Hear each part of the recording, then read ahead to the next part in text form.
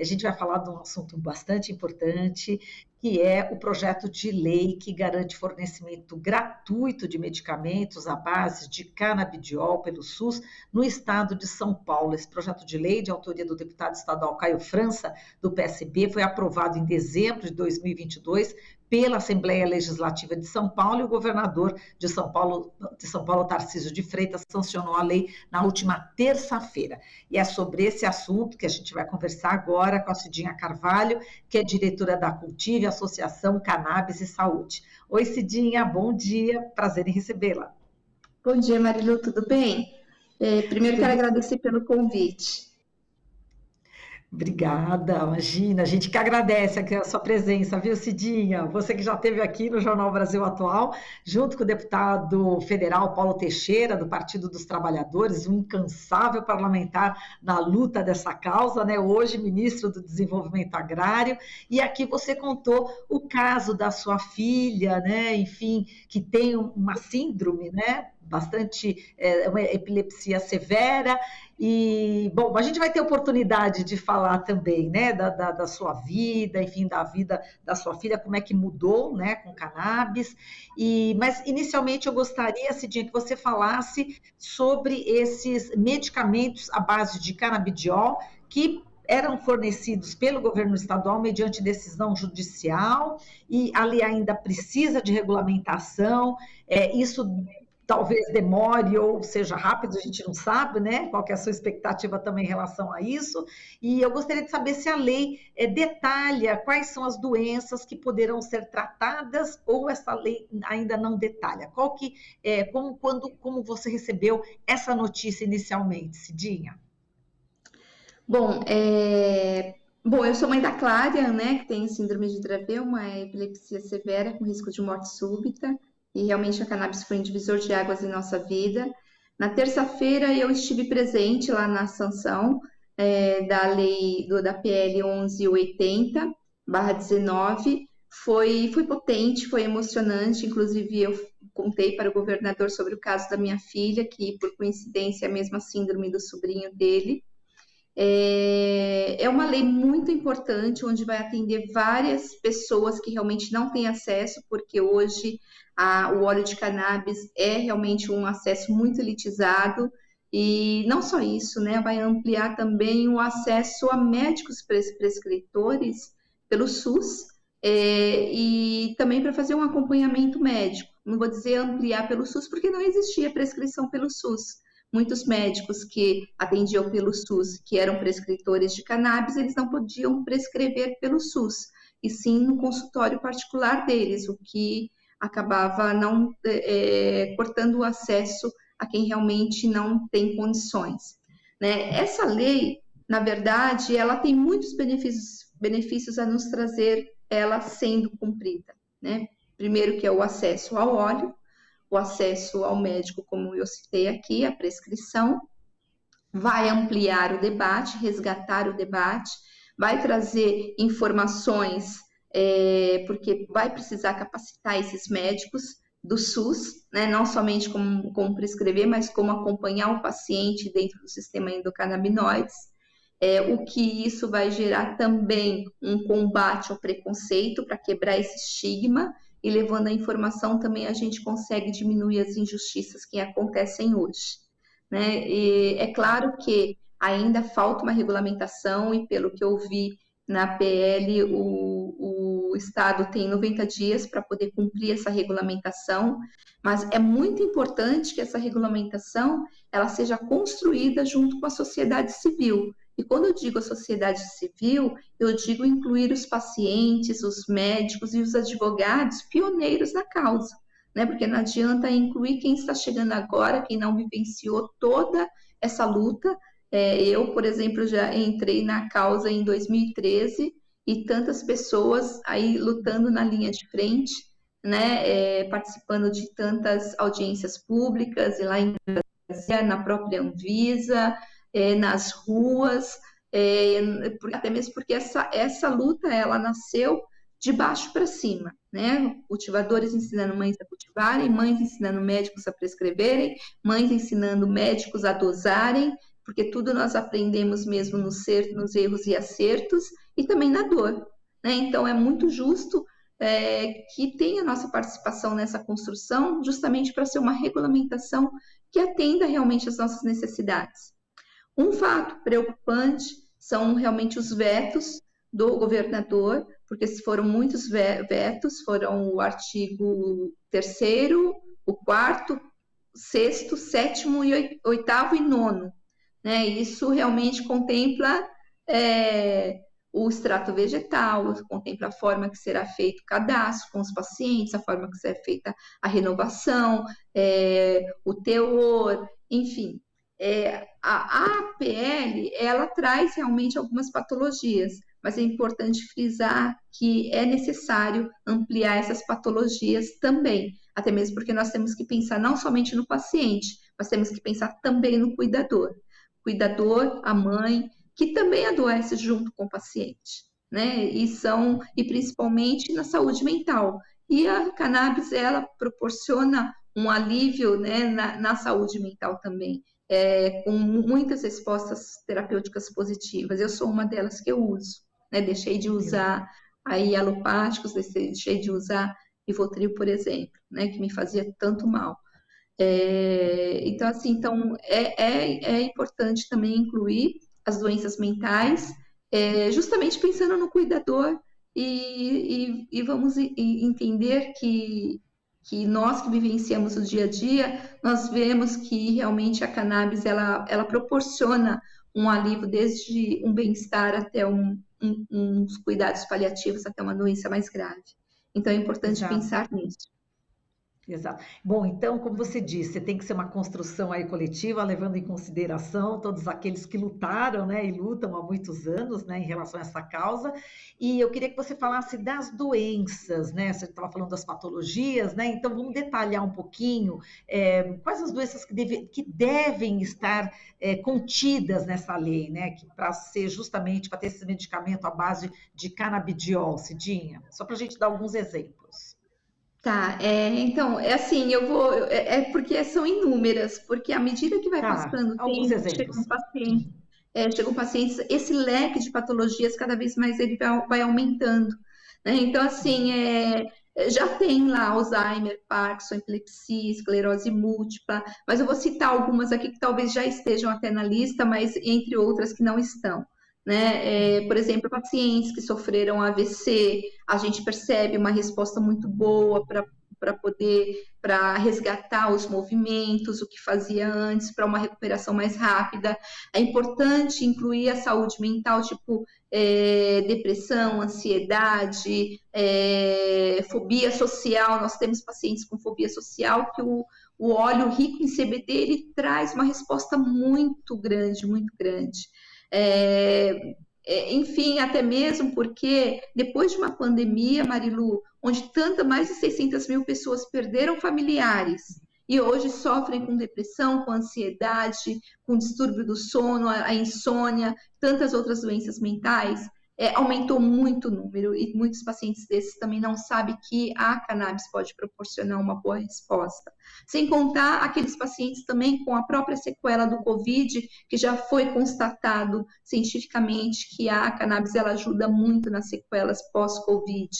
Né? E não só isso, até mesmo a esquizofrenia, que é tanto falada que a cannabis pode causar, mas se for tratada com óleo rico em CBD, ela pode ajudar muito. Nós temos pacientes com esquizofrenia usando óleo rico em CBD, tendo uma boa resposta. Entre tantas outras, a dor, né? HIV, pacientes de HIV, eles têm uma resposta maravilhosa usando óleo, que ajuda eles na imunidade, ajuda a voltar o apetite, a disposição, entre tantas outras coisas. Então, assim, eu acabei, eu teria que listar para poder não esquecer de alguma, né, porque são várias, realmente. Então, é muito importante poder analisar isso, para poder incluir, nem que seja incluindo gradativamente, porque realmente a gente acaba vendo novas patologias aí sendo incluídas nessa lista. Isso, e para as pessoas também terem a dimensão, né, da importância, né, da cannabis, a gente pode falar, justamente sendo medicamentos à base de cannabis fornecido pelo SUS, a gente pode falar de preços de remédios, que são caríssimos esses remédios, não são, Cidinha? Muito, são caríssimos, passa de R$ 1.000. E tem pacientes que não usam um vidro por mês. Eu, no caso, se eu fosse importar para minha filha, que não é o caso, porque eu cultivo, nós temos autorização judicial para cultivar, eu iria gastar aí no mínimo uns R$ 2.000, no mínimo, por mês, né? Ou mais, dependendo de qual eu tivesse que importar, né? Ou mais, eu diria o mínimo por aí.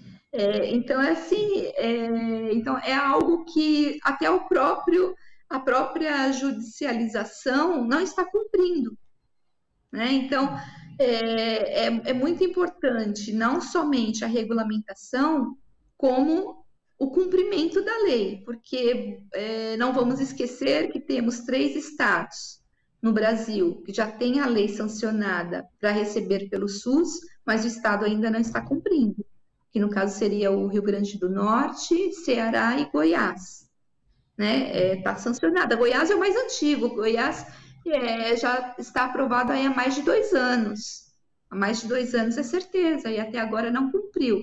Então, é importante que São Paulo faça essa diferença, faça essa regulamentação inclusiva, justa, né? Que inclua, amplie para variedades de óleo, e não somente uma variedade, porque o que está na prateleira não serve para todo mundo.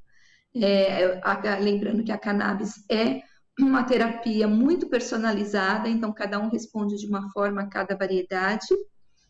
E é importante também que essa regulamentação reconheça o trabalho que as associações vêm fazendo ao longo do tempo, que é levar o acesso a óleo, que é levar o acesso a uma consulta médica, que, como eu falei, ela é muito elitizada, e levar a informação, porque nós sempre fazemos campanhas informativas e damos cursos, onde vários médicos do Brasil inteiro participam dos nossos cursos e acabam sendo formados como médicos prescritores nos cursos das associações, assim como a Cultive, por exemplo, que é a associação da qual eu presido.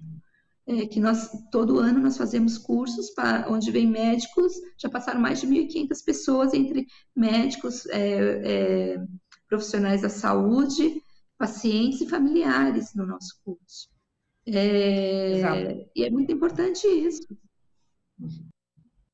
Agora, Cidinha, como é que você vê o posicionamento, né, do Conselho Federal de Medicina, né?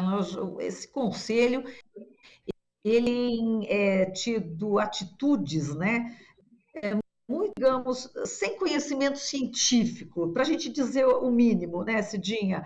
Você espera que o Conselho Federal de Medicina tenha uma atitude, enfim, com mais base na ciência, para poder, inclusive, ajudar, né, todas as pessoas, pacientes, enfim, que usam desses medicamentos à base do canabidiol?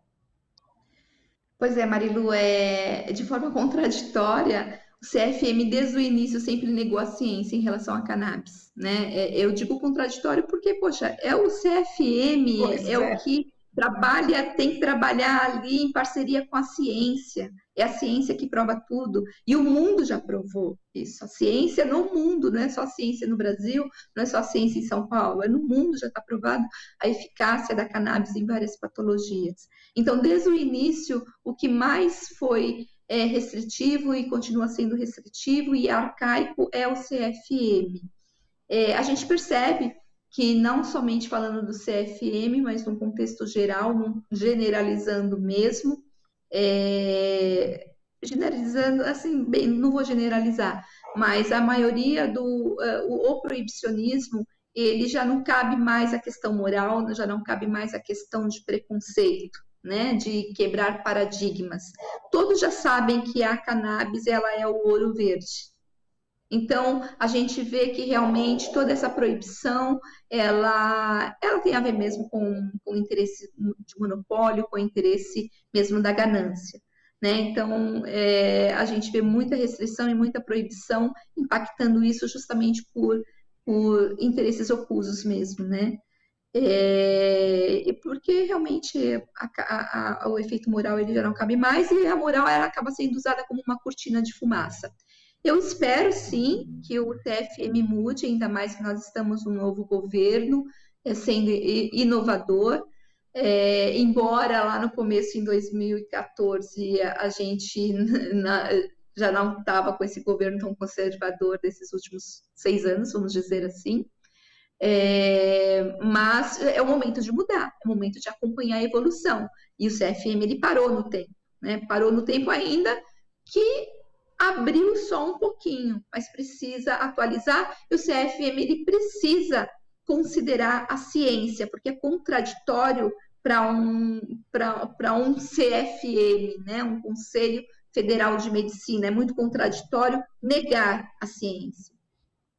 Uhum. Agora, Cidinha, você toca num ponto bastante importante, né? A gente está no novo governo, o governo Lula, tem aí o Ministério da Saúde com uma ministra que leva em consideração, obviamente, a ciência, não é negacionista, obviamente, e você espera, né, que o canabidiol, enfim, medicamentos à base do canabidiol, enfim, sejam aprovados, enfim, no território brasileiro todo? Marilu, é para isso que nós lutamos, né? A partir do momento que a gente luta, a gente acredita, porque eu senti, não só eu, como tantas outras mães, nós sentimos na pele a dor do que nós passamos e sentimos na pele o alívio que a cannabis ela nos trouxe. Então, não tem como você lutar sem acreditar. Quando você luta, você realmente acredita que aquilo vai acontecer, porque é fato, né? Eu fiquei muito feliz com a doutora Nízia sendo ministra da Saúde. Ela é muito a favor da regulamentação da cannabis no Brasil, mas é muito importante que a gente chegue numa regulamentação justa para todos, né? Uma regulamentação que seja honesta.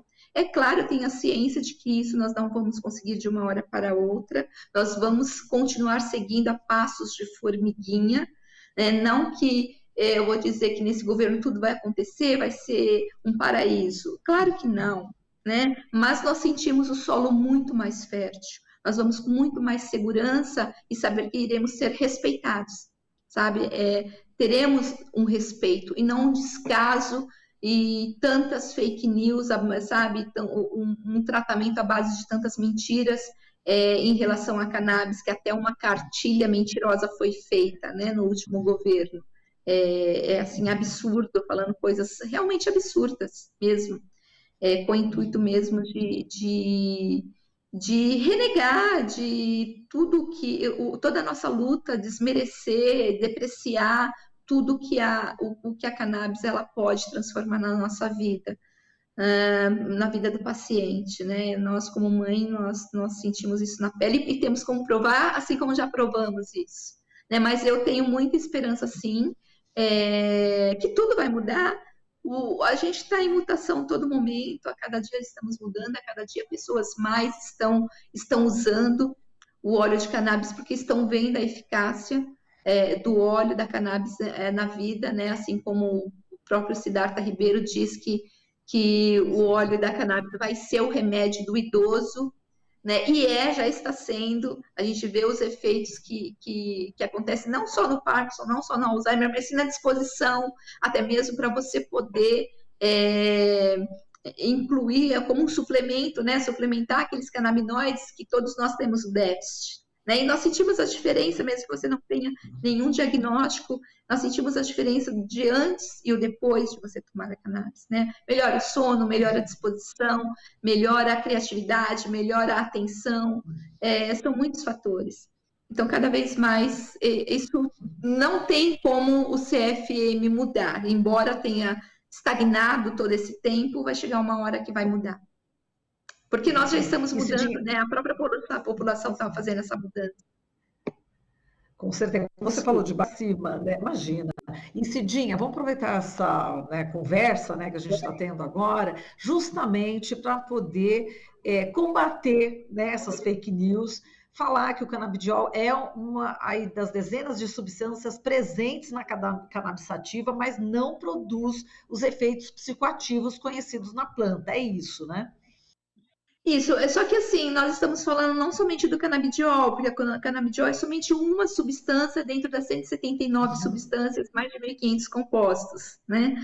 uhum. Vamos lembrar que o THC ele é necessário, e na PL, a primeira versão, antes do veto, estava incluído também o THC, que é o tetrahidrocanabidiol, tetrahidrocanabidiol.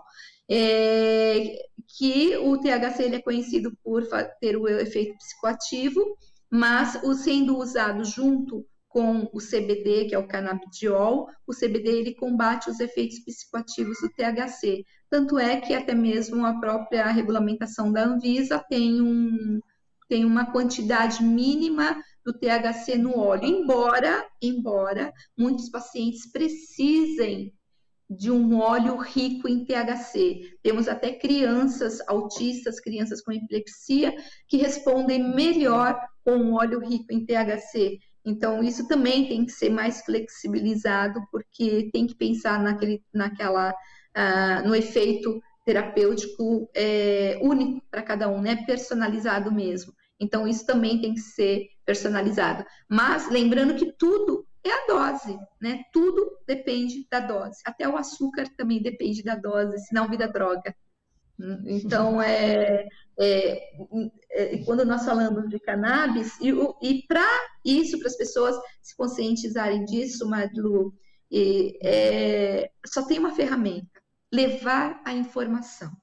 Com a informação, a gente vai instruir, fazer campanhas informativas e até mesmo quem usa para um relaxamento, para um bem-estar, entender que tem as campanhas informativas mostrarem que onde, quando e como usar, né? Tendo a regulamentação, tudo é possível, assim como tiveram várias e continuam tendo campanhas informativas com cigarro.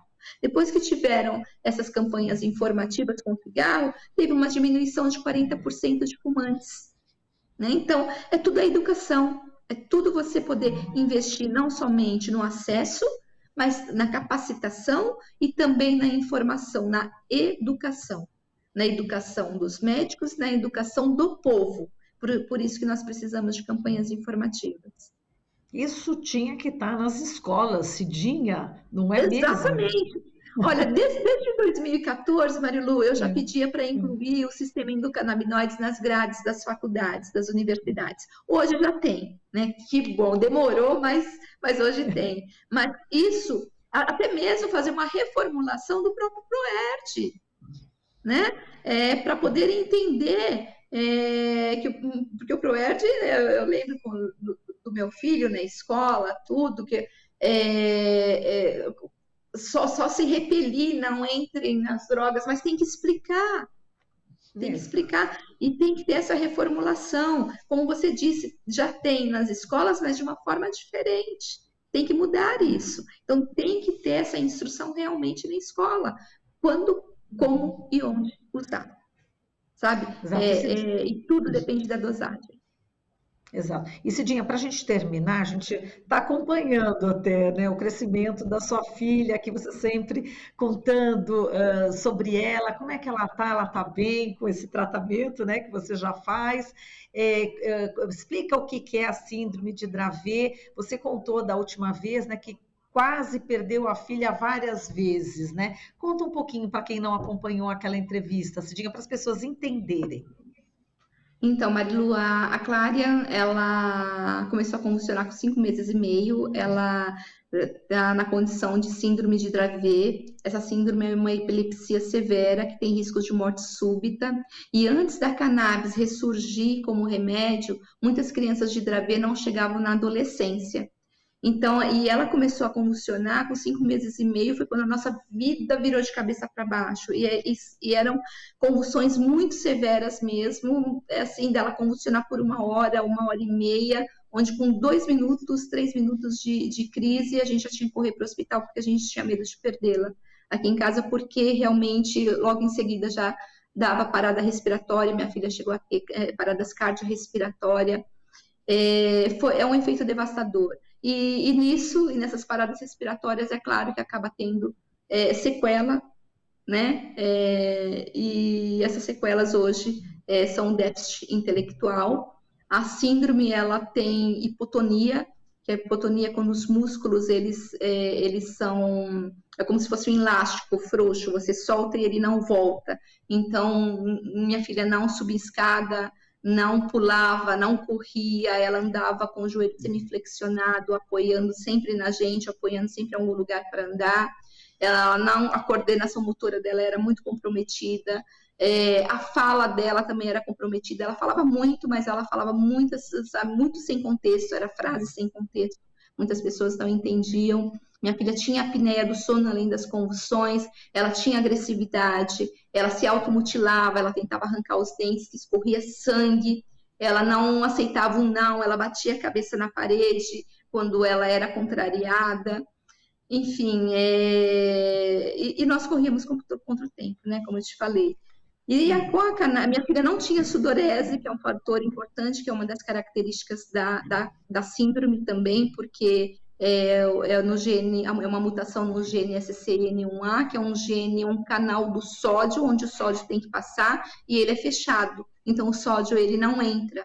E essa molécula, e esse gene também tem nos linfonodos, o que explica a falta de sudorese. E a Clária, quando ela começou a usar o óleo, logo de cara já deu um efeito rápido, positivo, porque ela ficou já 11 dias sem ter crise nenhuma.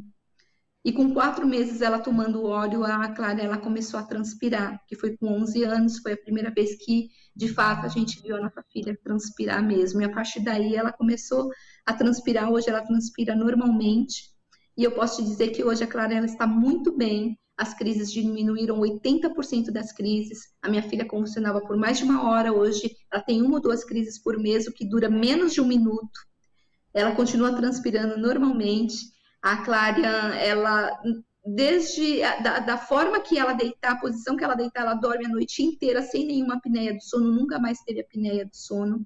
Diminuímos 75% dos remédios alopáticos dela.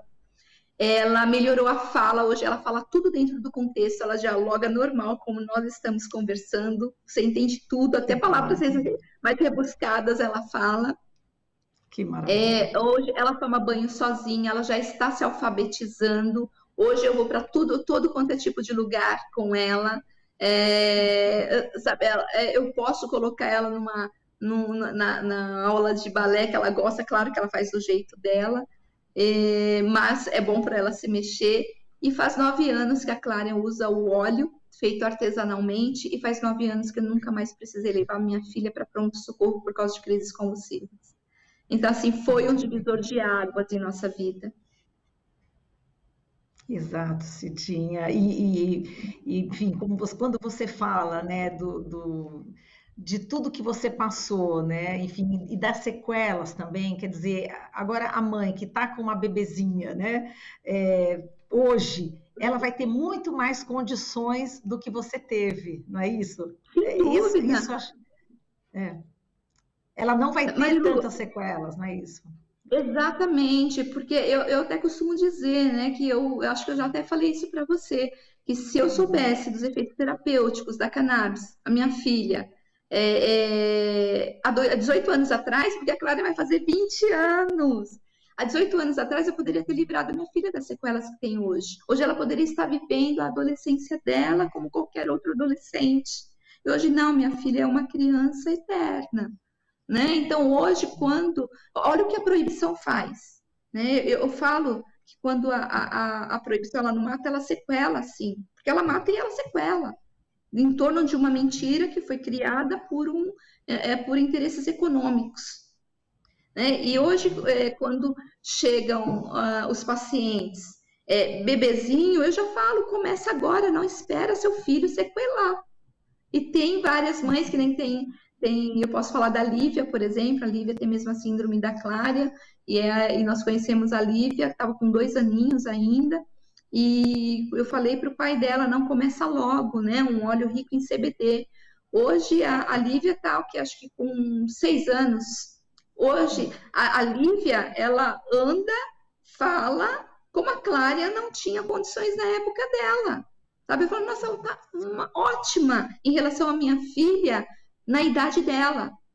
Sabe? Então, assim, e ela conversa, tudo, você percebe que ela está muito bem. Então, realmente é uma forma de você proteger o seu filho, porque os canabinoides, ele também é um neuroprotetor.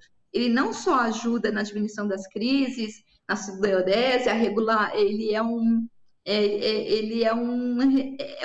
regulador e um neuroprotetor, né? Não ajuda só nos efeitos que a própria síndrome causou, mas ele protege também. Então, é uma forma de você proteger os próprios neurônios dela. Então, qualquer mãe que chega para mim com a criança, mesmo sendo bebê, fala, não espera sequelar. Começa já, sabe? E é isso. E nós precisamos de uma regulamentação justamente para nos amparar e não corrermos o risco também de pegar um óleo sem procedência, porque no desespero, eu pensei isso. Lá em 2013, eu falei para o meu marido, vamos pegar na boca, porque eu não conhecia nada, nem sabia o que era THC, o que era CBD, embora todas as substâncias sejam necessárias. Mas é disso que nós precisamos de uma regulamentação para que nós tenhamos um amparo legal e que para todas as formas de uso sejam respaldadas, sejam respeitadas. Tá certo, Cidinha. Olha, é sempre um prazer conversar com você e cada vez que a gente conversa tem um avanço, e assim a gente vai acompanhando, enfim, esse progresso, né, da ciência aqui no nosso Brasil, Cidinha. E você é uma participante, enfim, uma personagem, né, importante, uma peça, né, fundamental aqui nessa construção, viu, Cidinha? Muito obrigada, um forte abraço para você. Obrigada, Marilu. Eu gostaria até de enfatizar uma coisa, que assim, a preocupação desses vetos preocupa também de colocarem, porque entre esses vetos também tem um extrato vegetal que foi vetado. Tem uma preocupação muito grande de colocarem sintéticos. A gente não quer sintético, algo que você não sabe o que pode acontecer com o uso a longo prazo. A gente quer a planta, nós lutamos pela planta. Então, nós queremos um óleo full spectrum com extrato vegetal, né? Então, é muito importante enfatizar isso, não queremos sintético. E obrigada, Marilu, pelo espaço, pela oportunidade. Muito obrigada, viu, Cidinha? A gente que agradece. Um beijo para você e para a Clara, tá bem? Obrigada.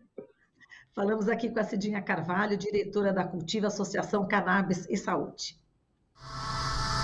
Estamos apresentando Jornal Brasil Atual. As notícias que os outros não dão.